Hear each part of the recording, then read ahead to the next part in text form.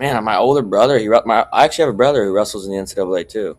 He wrestles for Central Michigan. Um, Okay. and, I got my butt whooped by him.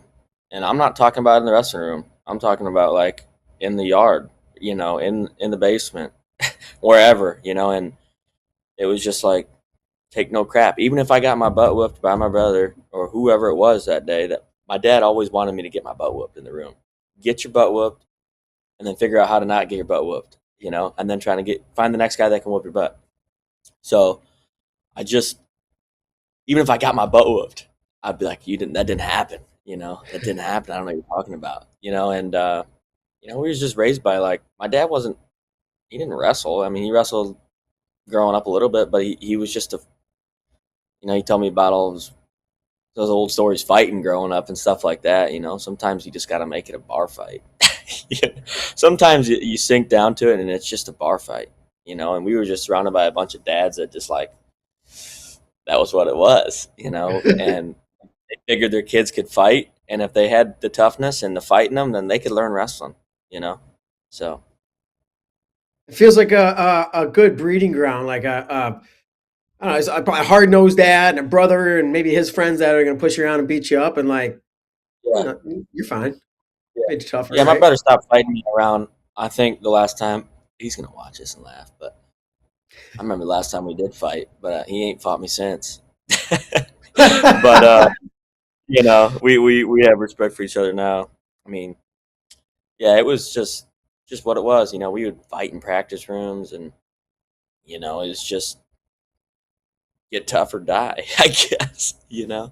So Fair to say you keep that chip, that edge with you today? yeah, I think I brought it up. It's part of me. It's who I am. If that's coming out, that means I'm probably doing well. I'm in a good headspace. People say, oh, he's got to get his mind back in that match. I was listening. He's got to get. No, my mind's good now. I'm in a really good spot. So, if that's going on, then I'm probably doing well. So, I couldn't hold back. It has nothing to do with Jacob Frost either. Nothing to do. I love Jacob. I love the Frost boys. They're awesome. They got a good mother. They're awesome. They got a great family. I have nothing bad to say about the Frost Bros. It's just how it was that day. I think I went back to Ames to go get some of my stuff in the summertime, and Jacob, the Frost Boys, had actually moved into where I lived, and Mm. I had to grab some of my stuff. And I seen Jacob. I told him, I said, you're my boy today, but you know, February 1st in Gallagher, I'm gonna hate you. So, and that's just how it is, man. It's how it's got to be. Who I am on the mat is not who I am off the mat whatsoever, to be honest. So, um, What did Jacob say when you that's had that come when you came to get your stuff and said that? he said. I know. He said, I know how Yeah, it's gonna be. So, and we'd wrestle in the room too, so he knows. So mhm, everybody knows. It's just what it's about sometimes. sure. All right, let's get to like what led you to Iowa State, what your recruiting process was like, and why you ultimately decided to go there in the first place. So I went to Iowa State. I was at Virginia Beach, I think, one time, and I ended up committed there. I was like, I don't know. I was just a kid from Dundee, Michigan, that like was doing all right, and schools were calling me, and I was like, oh, Brent Metcalf's from Michigan and Iowa State. Uh, let's bring back Iowa State. Let's bring back the Cyclones. And I just said, screw it, let's go there. And I went there, and I didn't look back. And we had the number one. I think we had the number one recruiting class that year in 2022, right? I believe One or so. I two, know it was one very or two. very solid recruiting So class. and we had a sweet recruiting class, and let's go do it. And things didn't work out, but whatever. We are here. Okay. We are. We're doing all right. So. Yeah. I guess ultimately, like, why didn't things work out? What led you to somewhere else? Uh, Ultimately, Stillwater. so you just have to like uh, look at everything. I guess if you're injured every year, it's hard to be your max potential when it matters in March. That was a factor. That's not even the only thing. That's a factor, and you got to sometimes. My dad always told me. So my dad's a dog trainer, and he talks about getting your butt whooped, whatever. You got to seek the best. You got to seek the best, you know. And I kind of looked at it like, man, Oklahoma State's doing this right now, and you got David Taylor over there right now. You know, are you gonna not do this and think about how you didn't do it? Go do that. You know, make a sacrifice, leave some of your best buddies and relationships you made with coaches, and you know, I just didn't want to have that thinking about that 10 years from now. Like, look, Oklahoma State's won the Nationals 8 years in a row now. You could have been a part of the first two, you know, but you weren't. So I thought about it like that, and I made that decision in a long, you know, stretched out period of time, you know, because I was injured and I watched from the outside in a little bit, and I made a decision when I had a clear head, and I don't regret my decision whatsoever, and I don't have any bad blood to Iowa State whatsoever.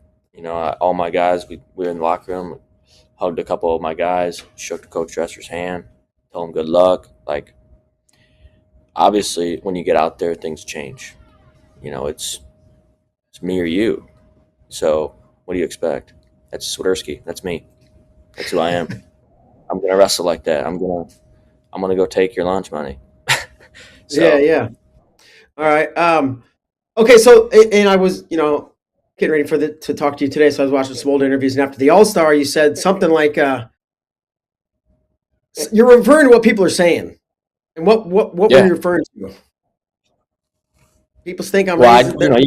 I I read, I read things on the internet and I listen, and I don't ever I don't ever put anything on Twitter or nothing, because I rather just let the success talk.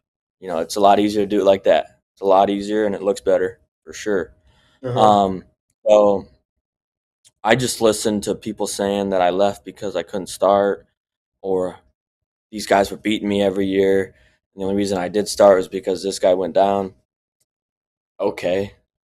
I First of all, I never lost to Jacob Frost ever. I wrestled him off, I think, 3 times. I never lost to him. I never lost.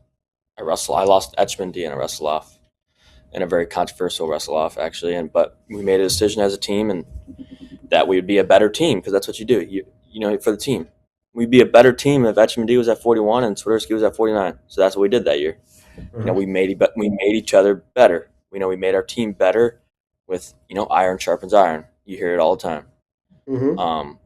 And that's what it was. If people said I couldn't start, it was the room was too crowded. Okay, sure. Let's. What about now? And that's what I said on the mat that day. What about now? You know, let's hear about that now. That's just what I was saying. So, and maybe, Iowa State's room that year, those years still is like, that's what they're about. Like, they want to have competition in the room. That makes a good team. It does. It's not wrong. It's not wrong at all. And maybe I was surrounded. I like to say this. I said this the other day. We were surrounded. We were a bunch of dogs in that room. And I kind of made the choice to go be surrounded by a bunch of wolves. You know, wolves eat dogs. So it's like, you're Robadu. If you can learn to finish on Vega, you're gonna be able to finish on the guys that you can to win big matches. You wrestle, you hand fight and bang with freaking Robadu, who's number what in the country. You know what he's capable of. And what are you gonna do? What do you expect's gonna happen? So that is true. The competition in the room is good, super good. You either sink or swim. Everybody wants to complain about it, and it's everywhere. Sink or swim.